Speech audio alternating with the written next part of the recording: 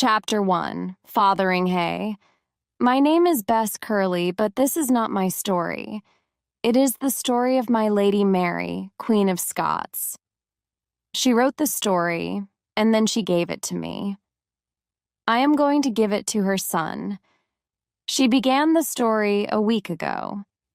It was January 1587, and we sat here in our cold room in Fotheringhay Castle in the north of England.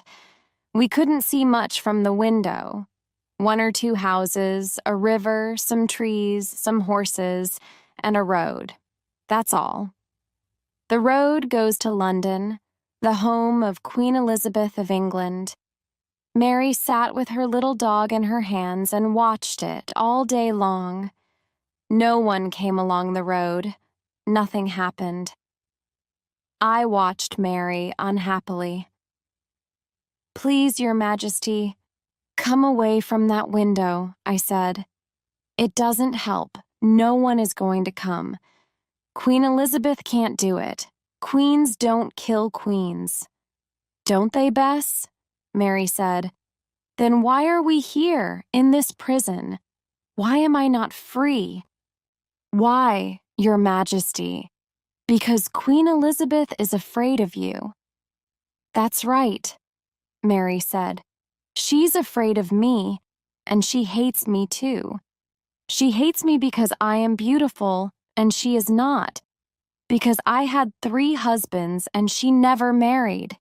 And because many people, good Catholic people in England, France, Scotland, Spain, say that I, Mary, am the true Queen of England, not Elizabeth.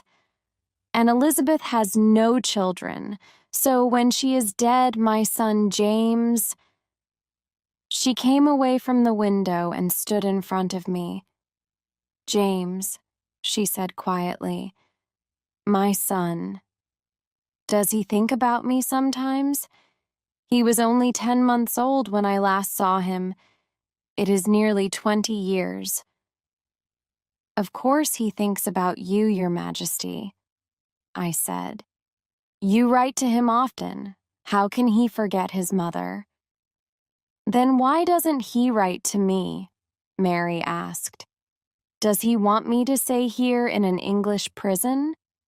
"No, of course not, Your Majesty. But he has a lot of work, Your Majesty. He is the King of Scotland, and—" "He is not the King of Scotland, Bess," she said. "Not be, for I am dead. Remember that." "No, Your Majesty, of course not. But perhaps people tell him things that are untrue. You know what people say. Perhaps he thinks you killed his father." Mary's face went white. She was very angry, and for a minute I was afraid. She said, "You know that's a lie, Bess. It is a lie. I did not kill James's father. I knew nothing about it." "I know that, Your Majesty. But perhaps James doesn't know it. He hears so many lies all the time. He needs to know the true story. Why don't you write and tell him?" Mary sat down slowly. She looked old and tired. "All right, Bess," she said. "Give me a pen, please. I'm going to write to James and tell him the true story. You can give it to him when I'm dead." "Dead, Your Majesty? Don't say that. You aren't going to die?" Her old, tired eyes looked at me. "Yes, I am, Bess. You know what is going to happen. One day soon, a man is going to bring a letter from Queen Elizabeth, and then her men are going to kill me. But before I die, I would like to write to my son, James. I want to tell him the story of my life, so give me a pen, please." I gave her a pen. This is what she wrote. Chapter 2, France, Dear James. Very soon I am going to die and meet my God. Before I die, I want to write the true story of my life for you. Everything that I write here is true. I cannot lie to you or to God. Please believe that, James. It's important to me. My father died when I was 1 week old, so I was the Queen of Scots when I was a baby. At first, I lived with my mother in Scotland, and then, when I was 5, I went to France. My mother was French, but she stayed in Scotland and died there. I went to France to marry the King of France's son. His name was Francis, and he was 1 year younger than me. In 1559, his father died, so Francis was king. Then I was Queen of France and Queen of Scotland, too. I was very happy in France. Francis, my husband, was like a little brother to me. I think he loved me, but he was very young, and he was often ill. And then, in 1560, he died. He was 16 years old. When he died, I was very unhappy, and my life was very different. There was a new king and queen, and I wasn't important in France anymore. But I was still Queen of Scots, so I came back to Scotland. When I arrived in Scotland, I was a young girl of 18. My mother was dead, and there was no one there to meet me. I walked off the ship, and I slept in a little house near the sea. Next day, the Scots lords came from Edinburgh. They were pleased to see me, and for a week everyone was happy. People smiled at me and sang in the streets. I think everyone liked me. Then, that Sunday, I went to church. James, my son, you are a Protestant and I am a Catholic. You are a good man and you love God, but your church and my church are enemies. I was born a Catholic, and I am going to die a Catholic. I love God, too. I hope you understand that. I'm not going to change now. That Sunday, people shouted angrily in the streets. Your Majesty, said the Scots lords. Scotland is a Protestant country. You can't go to a Catholic church here. The Scottish people don't like Catholics. I'm sorry, my lords, I said, but I am your queen. No one tells me what to do. I don't hate Protestants, and I'm not going to kill them. The people can go to their Protestant churches and pray to God there. But I'm going to pray with Catholics in my church. People were angry because of that. A man called John Knox came to see me. He was a famous Protestant churchman, but I didn't like him. He was a big, angry man with black clothes. He hated the Catholic Church and wanted all Catholics to leave Scotland. To him, the Protestant Church was the only true church of God. He said, Your Majesty, you're a young woman, like my daughter. Women can't understand difficult 10 things like God or the church. Find a good Protestant husband, girl.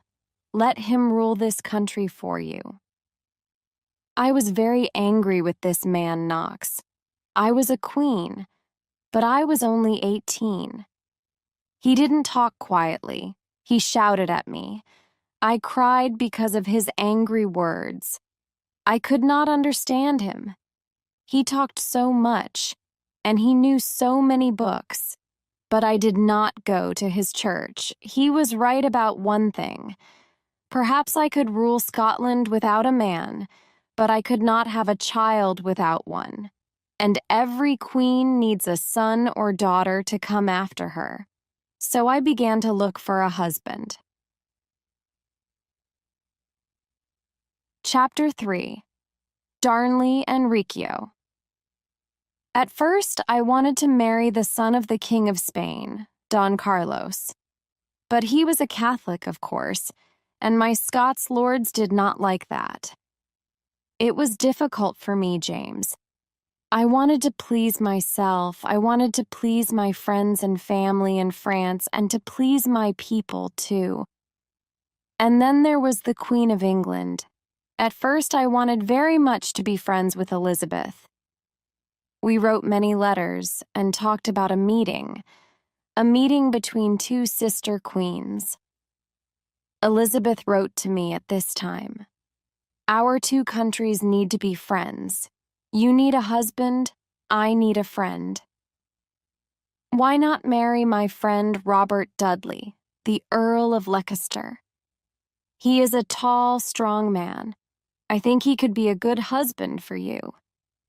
I was very angry about this letter. There were a lot of stories about Elizabeth and Robert Dudley. They were good friends. He often danced and sang and talked with her. Sometimes people said he stayed in her room all night. Dudley had a wife, but one day she died very suddenly. It was an accident. She fell down the stairs, they say. But then perhaps she was unhappy because of her husband and Elizabeth. And she writes to me about a man like this, I thought. She wants him to marry me because he is her friend, her lover perhaps. She wants her lover to be King of Scotland. I found a better man than Dudley, James.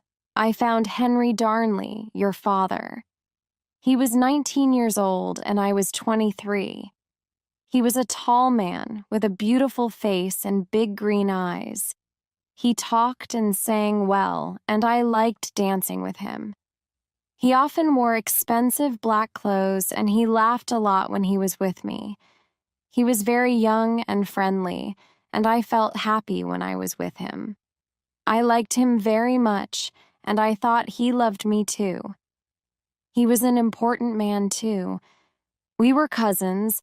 His grandfather was King of Scots, and his great-grandfather was Henry VII of England.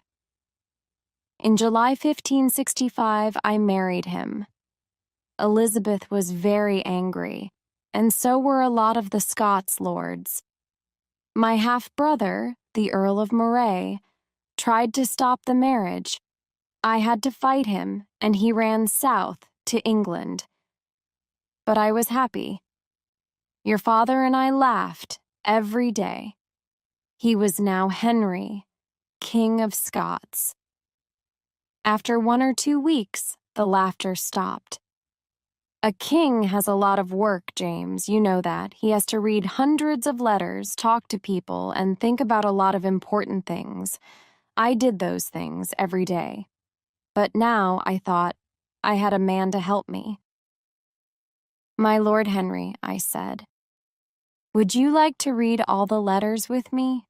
You can sit next to me, and you can work with me every day." Your father looked unhappy. "I'm not interested in work like that," he said. "I don't understand it." "Of course not," I said. "You're a young man, my love, but I can teach you." For 1 or 2 days he sat down with me, and I tried to teach him. But it was true, he was not interested in the work, and he did not try to understand it. "You do it, Mary," he said. "I'm going out with my friends. We're going to ride and drink and swim." So I did all the work. At night, too, he often went out with his friends in the town. They drank a lot and laughed and sang, and there were often fights. But no one said anything because he was the king, my husband. What could people say? They were unhappy, but they were afraid of him. Some of them went to England, to the Earl of Moray. At this time, I was often very tired because I was pregnant. You, my son James, were alive inside me. But I did all the work of a queen, and I needed friends too. One of these friends was a young Italian, David Riccio. Riccio was a little man, and he was not tall or beautiful or strong, but he was a very clever, interesting man. He wrote many of my letters for me and helped me. He sang well, too, and I sometimes sang with him in the evenings. I liked him very much, and at first your father liked him too. But then More's friends began to talk about me and Riccio. David Riccio is in the Queen's rooms every night, they said to your father. She laughs and sings and dances with him, my lord. It is not right. He is not a Scotsman, and he is not her husband. He is always with her. Perhaps they said other things too. I don't know. A lot of Scots lords listened to them. But I tell you, James, before God, I did nothing wrong. David Riccio was a good man. He worked hard, and he helped me. So of course I liked him. Your father did not work. He went out to the town every night with his friends and drank. And then one night your father came home. Chapter 4. The Death of David Riccio. It was a Saturday evening in March 1566. I was in Edinburgh with some friends. David Riccio was there with 6 or 7 other people. We were in a small room, but there was a good dinner on the table, and we were happy. It was dark outside, but inside it was warm and friendly. Suddenly, a door opened behind me. In the door was Henry Darnley, my husband. I stood up and smiled. "Good evening, my lord," I said. "Please come in. Would you like something to eat?" "No, thank you," he said. "I'm not hungry, but I want to sit next to you, wife. Please tell that man to move." A man got out of the chair next to me, and Darnley sat beside me. Then he put his arms round me. I did not like it. His face was hot, and his eyes looked unhappy. But I smiled and said, "I'm happy to see you, my lord." "Are you merry?" He laughed. "Are you really?" "Yes, of course, my lord, but—" Then the second door opened, and his friend, Lord Ruthven, stood there. He had a knife in his hand. His face was red, and he looked very angry. At first, no one moved. Then Ruthven said, "Your Majesty, send David Riccio out of this room now. I want him." I looked at Riccio. He was afraid. "Why?" I said. "Why do you want him?" "He is a bad, wicked man," Ruthven said. "Send him out." "No," I said. "You want to kill him? David Riccio is my friend. He stays here with me." "He goes out, woman," Lord Ruthven said. "King Henry, hold your wife, please." I stood up, but Darnley held my arms and I could not move. David Riccio ran behind me and held my dress. My friends in the room stood up too, and moved towards Ruthven angrily, but he had a knife in his hand. "Get back," he said angrily. "Don't touch me." Then 5 men with knives ran into the little room, and there was a fight. One man held a knife in my face, and another man hit David Riccio behind me. Then they pulled him out of the room. "Help me," he screamed. "Help me, my queen. Please, they're going to kill me. Don't— Arg!" I couldn't help him, because Darnley had me in his arms. But I could hear David Riccio's screams. I think he fell down the stairs and he screamed for 2 or 3 minutes. Then it was quiet. "What are you doing?" I asked Darnley angrily. "Riccio is a good man. Why are you doing this?" Darnley laughed. "You are my wife, Mary, not David Riccio's," he said. "So why are you with him every evening? You never talk to me." "I don't talk to you because you are never here," I said. "You are always drinking with your friends. You aren't a king, You're a stupid boy." He laughed again. It was not a nice laugh. "Well," he said, "perhaps I am a boy, but that is better than David Riccio now. Do you want to go and see him?" I did see him 5 minutes after that. He was very dead, and there was blood all over the floor. Poor David Riccio. He sings to God now, not me. I looked at Henry Darnley, my husband. He had a stupid smile on his face, but I think he was afraid of me. I looked at him a long time, and the smile went away. "Remember this night, husband," I said to him. "Remember it well. Think about it when you look into my eyes and before you go to sleep. David Riccio was my friend, and you killed him in front of me. I'm never going to forget that, Henry Darnley. Never." Chapter 5. My son is born. Next morning, Darnley came to see me. He was afraid. "What's the matter, husband?" I said. "Why are you crying?" "Oh, Mary, Mary," he said. "I'm sorry, I was wrong. I helped those men to kill Riccio, and now the Earl of Moray is back here with them. He hates me. I am afraid they're going to kill me, and you too. Think of our child, Mary, here inside you." He took me in his arms again. I was very angry. "I am sorry, James, that this man was your father. He was a stupid boy, not a man. He was tall and strong and beautiful, but he could never think like a man or a king." I said, "You know these men, Henry. What do they want?" They want our child, Mary. They don't want us. They're going to put you in prison. They don't want you to be queen. They want your child to be king or queen. I don't know what they want to do with me." "Perhaps they want you to be king too without me," I said quietly. "Then you can do what they say like a little boy." "Perhaps, Mary. They said that yesterday. But now that Moray's here, I don't know. I'm afraid. Please help me." He began to cry again. "What can we do?" "We can run away," I said. "We can leave Edinburgh quickly and quietly before Ruthven and his men stop us. Be quiet for a minute. I want to think." I walked up and down for 2 or 3 minutes. Then I said, "Henry, go back to these men. Tell them." "No, Mary, please, I can't. I'm afraid of them."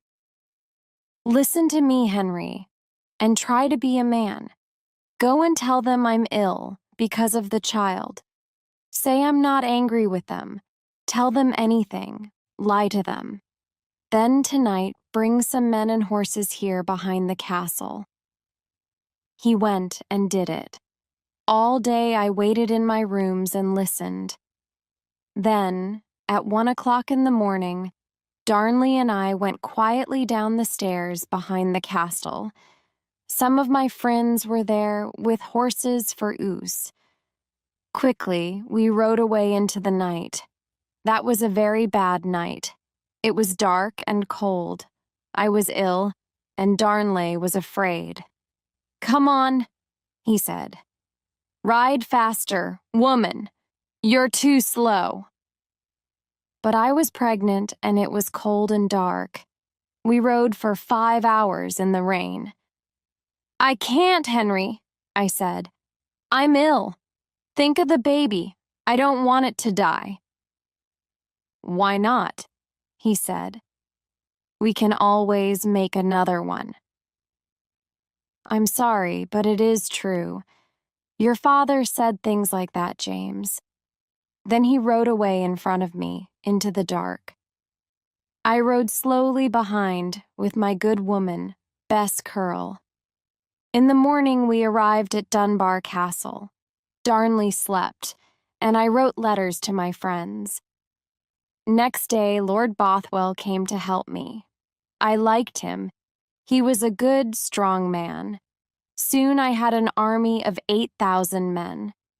Bothwell and I rode back to Edinburgh with the army.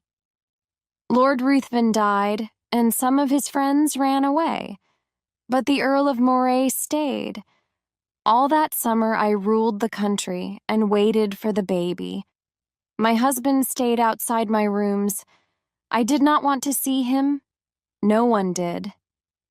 Perhaps he drank with his friends, I don't know. And then, on 19th June, in a small room in Edinburgh Castle, my baby was born. It took a long time, but at last you were in my arms, James, my son. I asked your father to come in. My Lord Henry, I said, this is our baby. Look at him, my lord. Take him in your arms. He is your son.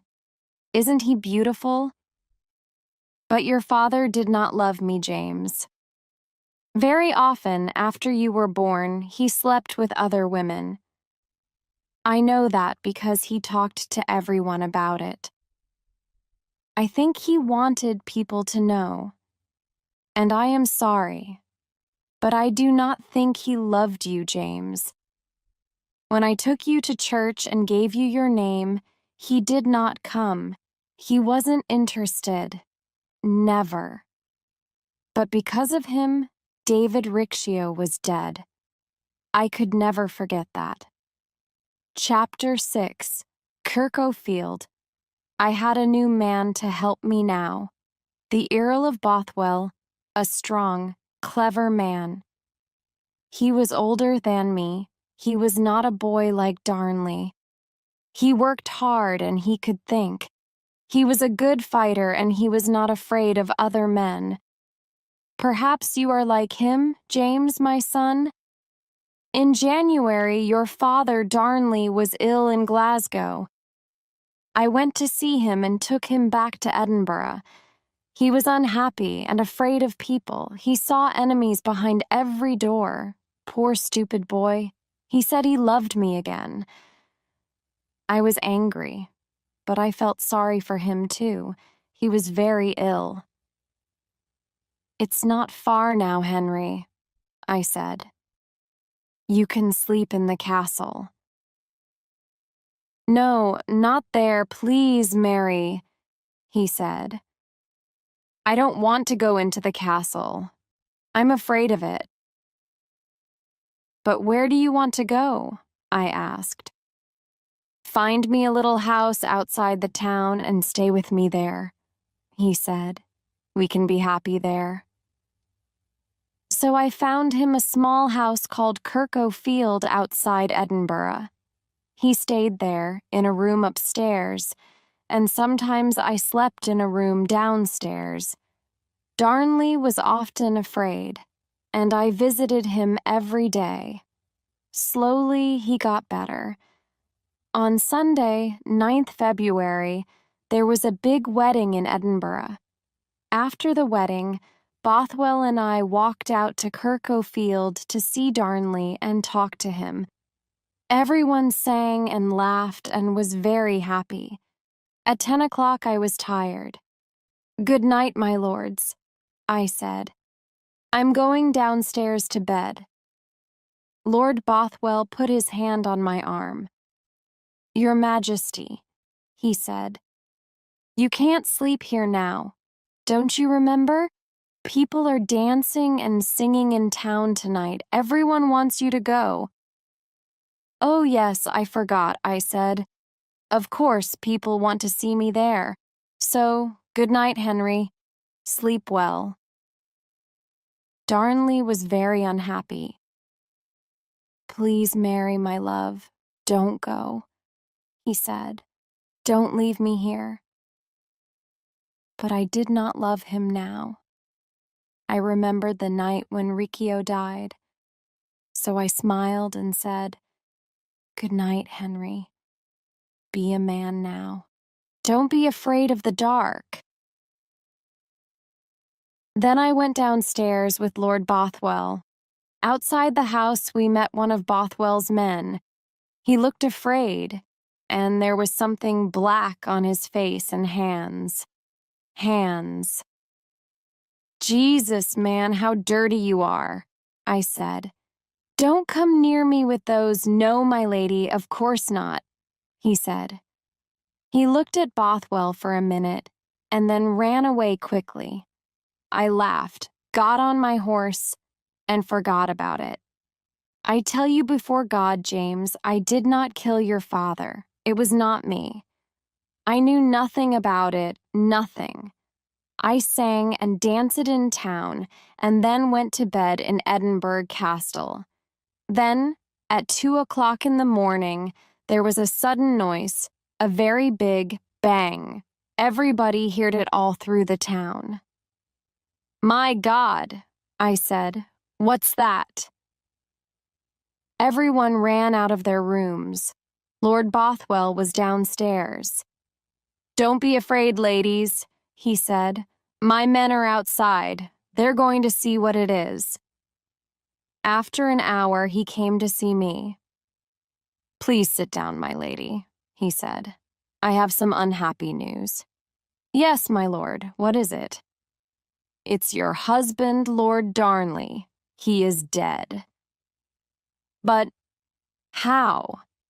How did he die? Who killed him? I don't know, my lady. That bang, that was his house, Kirkhofield.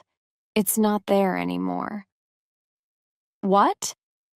And Darnley was inside? Well, no, my lady, Bothwell said slowly. My men found him in the garden, not in the house. He is wearing only night clothes, and there is no blood on him, but he is dead. I am sorry. Take me out there. I want to see him. Now. Yes, my lady. I went out to Kirkhofield in the early morning. There was no house now, no walls, no doors, no windows, nothing. And there in the garden, a long way from the house, was that poor dead boy, my husband. I did not love him, but I cried then. He was your father, James, and I did not kill him. I don't know who killed him, but he had many enemies in Scotland. I was very afraid. I too had enemies, and I often slept there. Perhaps someone wanted to kill me too. Chapter 7. Bothwell. Soon everyone in Europe heard the news. The Queen of France and the Queen of England wrote angry letters to me. Who killed the king? They asked. I was very unhappy at this time, James. We looked for the killers, but we could not find them. Please believe me, James. The Scots lords are difficult men. Some were friends, some were enemies, but they changed all the time. Many people in Scotland said, Bothwell killed Lord Darnley. I heard them, outside the castle and in the town. But I never believed it.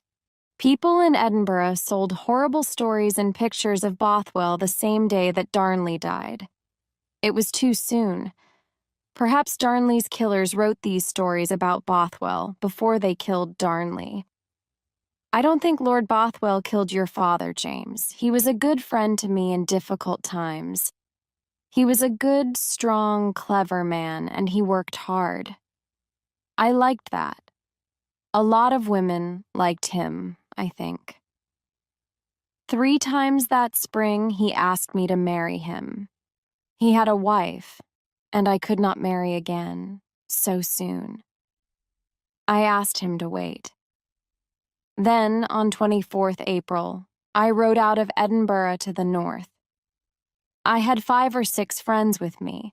6 miles outside the town, Lord Bothwell met us, with an army.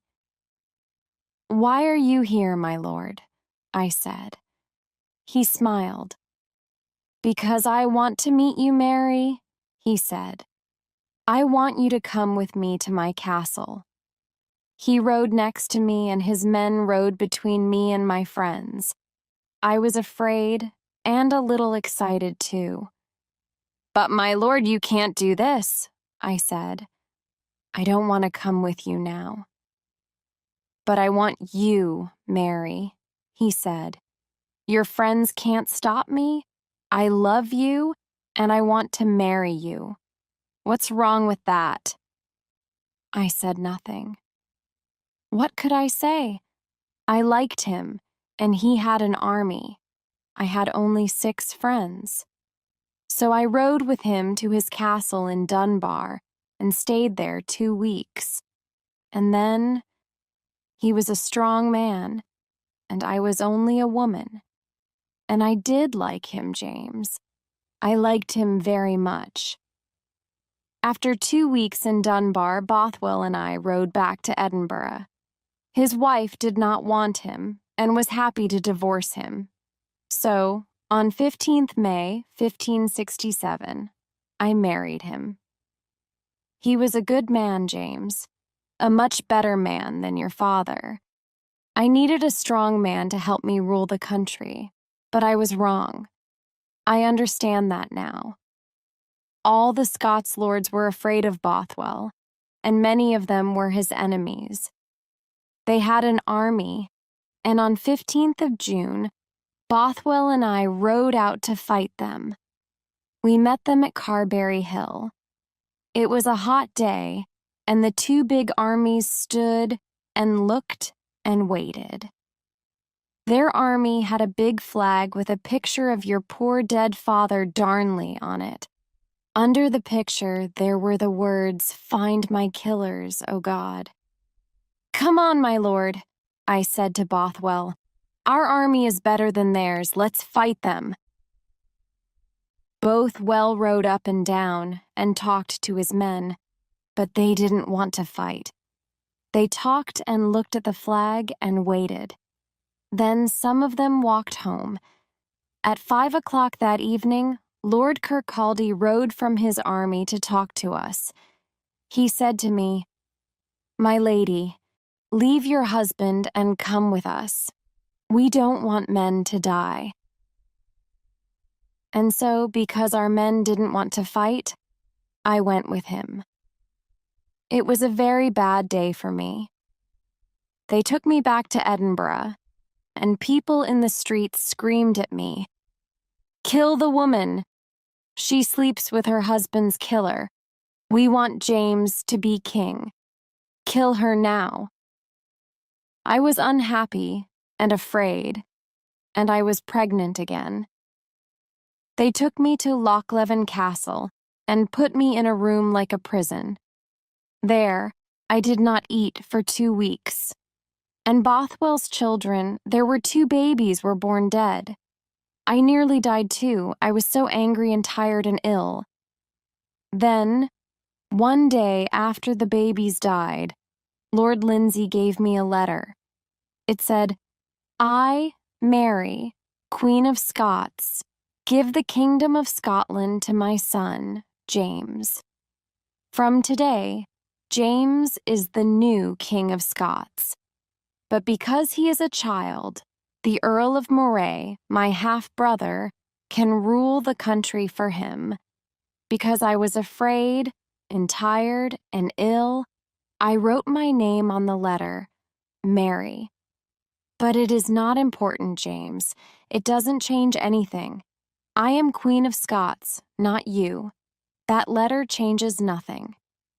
Bothwell went over the sea and died in a prison in Denmark. I was a prisoner in Lochleven for a year. A lot of people in Europe were angry about that. Queen Elizabeth wrote to the Earl of Moray. "You cannot keep a queen in prison," she said. "It is very wrong." I was pleased about that. But Moray didn't listen. Lord Douglas lived in the castle, and his young son, William, liked me. One day, there was a wedding in the castle. People sang and danced and drank.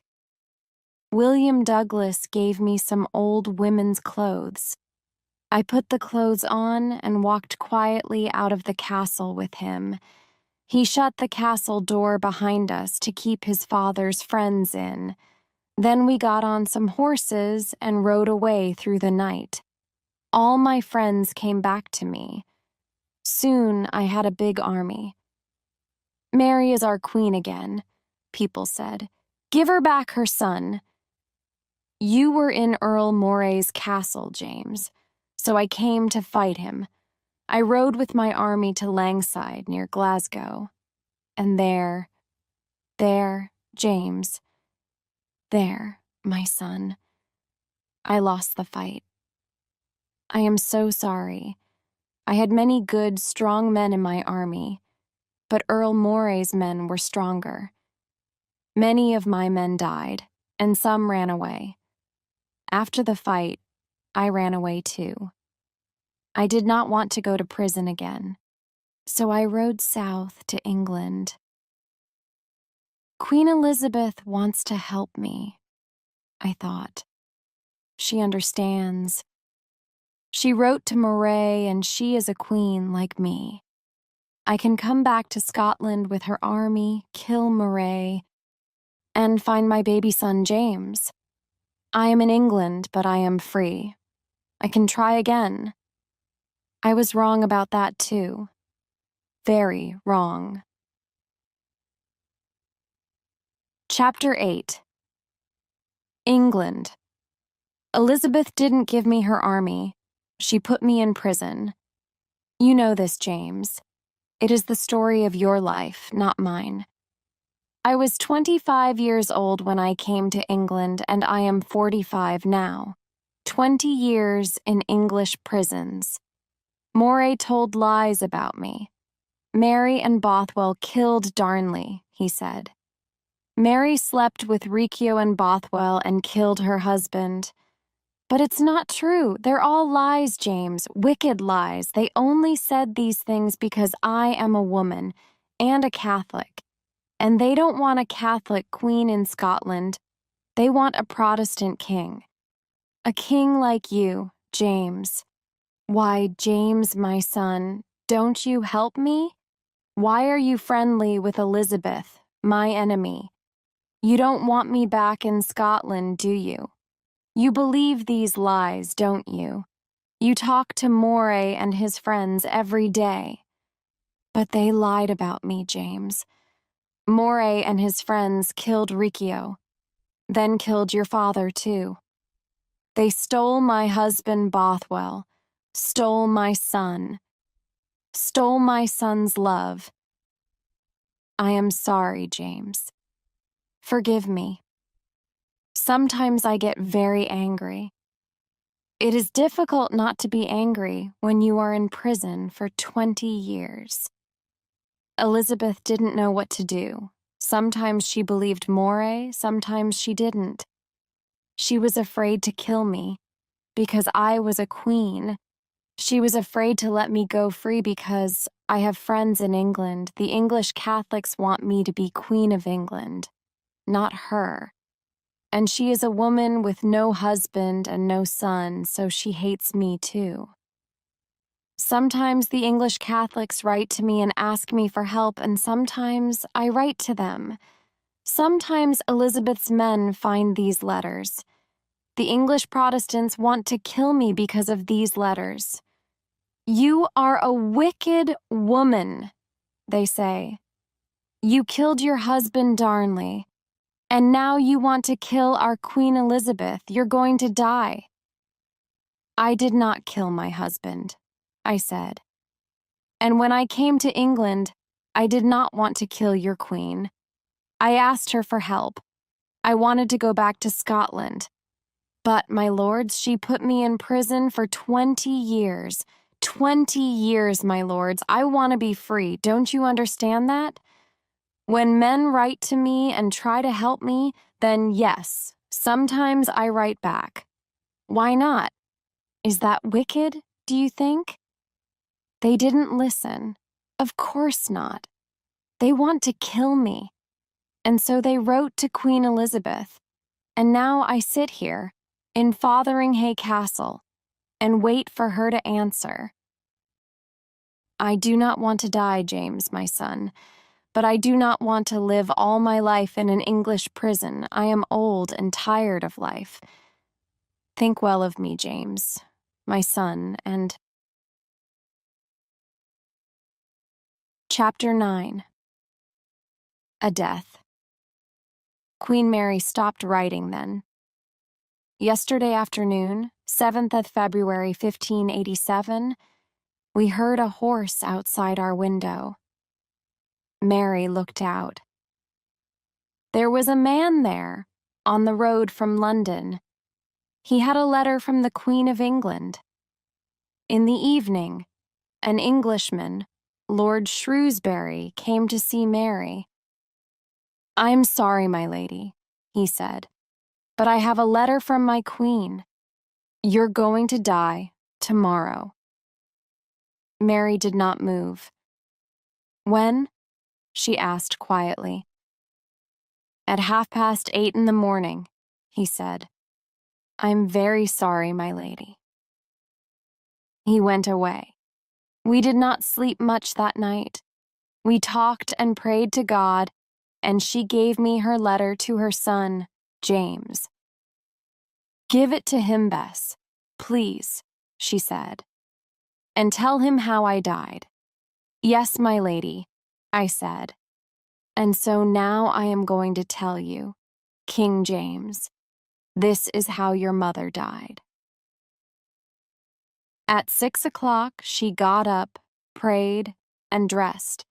She put on a red petticoat first, then a black dress, and a white veil over the dress. The veil came from her head to her feet. She could see out through it, but we could not see her face. She looked like a woman on her wedding day. When the Englishman came, we went downstairs with her. Her little dog walked beside her under the veil, but the Englishman didn't see that. 6 of us went into a big room with her. 100 people stood and watched. Me. A Protestant churchman came to talk to her. "My lady," he said. "Pray with no," she said. "Thank you, but no. I was born a Catholic and I'm going to die a Catholic. I think God understands that." She prayed for 5 minutes and then stood up. The executioner came towards her. He was a big, strong man with an axe and something black over his face. "I am sorry, my lady," he said. "I don't hate you, but this is my work. Please forgive me." "Of course I forgive you," Mary said. "I am old and tired, and you're going to open my prison doors for me. I am going to see God. Do your work well." Then she looked at me and her friends. "Don't cry for me, ladies," she said. "Please, don't cry now." She could not walk to the block, so the executioner helped her. He took off her white veil, and then he took off her black dress and put it on the floor. She stood there in her red petticoat with a smile on her face. Then the executioner put something over her eyes. Very slowly, Mary put her head on the block. "The Lord my God is my one true friend," she said. "I give my life, O God, into your hands." Then the executioner lifted his axe. Once, twice, "Oh God," 3 times. And her head, her poor, poor head, fell on the floor. It was very quiet in the room after that.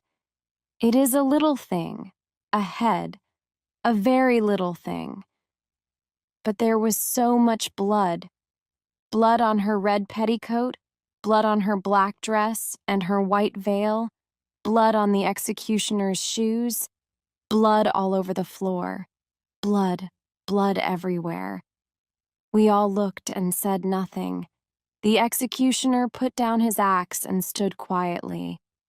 And then Mary's little dog came out from under her bloody dress and veil and walked slowly, unhappily through the blood towards her heed. My lord, the story of your poor mother's life finishes here. We, her friends, cry for her, but that is how your mother died. She died like a queen, a good lady and a famous queen, Mary, Queen of Scots.